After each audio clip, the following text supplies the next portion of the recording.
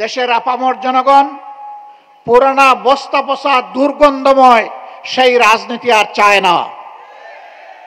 দেশের ভিতরেই আমরা মুহাজির ছিলাম, দেশের মাটিকে কামড়ে ধরেছিলাম, বুকে জড়িয়ে এখানেই ছিলাম, জেল বরণ করেছি, জীবন দিয়েছি, কিন্তু দেশ ছেড়ে আমরা পালাইনি। কারণ আমরা এই দেশকে, এই মাটিকে, এই মানুষকে আমরা ভালোবাসি। আমরা ভালোবাসার ঠিকানা ত্যাগ করতে পারি না।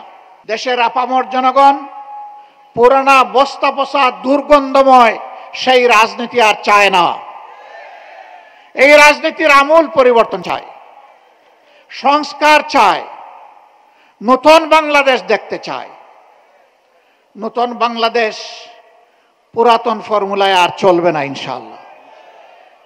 নতুন বাংলাদেশ চলবে নতুন ফর্মুলায়। সেই নতুন ফর্মুলাটা কি? সেই ফর্মুলা হচ্ছে আগামীতে জনগণ আর কোনো দলের পক্ষপাত দুষ্ট কোনো সরকার দেখতে চায় না। জনগণ দেখতে চায় জনগণের সরকার,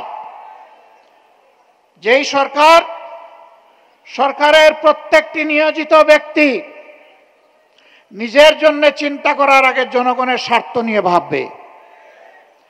জনগণের স্বার্থ জনগণের হাতে তুলে দেওয়ার পরে জনগণের অংশ হিসাবে সেও তার অংশ ভোগ করবে।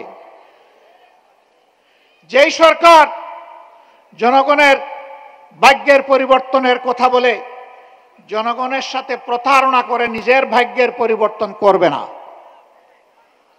যেই সরকার দুর্নীতিতে জড়াবে না, যেই সরকারের মদতপুষ্ট হয়ে কেউ চাঁদাবাজি করার দুঃসাহস দেখাবে না, যেই সরকারের সময় সমাজের সর্বক্ষেত্রে ন্যায় বিচার প্রতিষ্ঠিত হবে,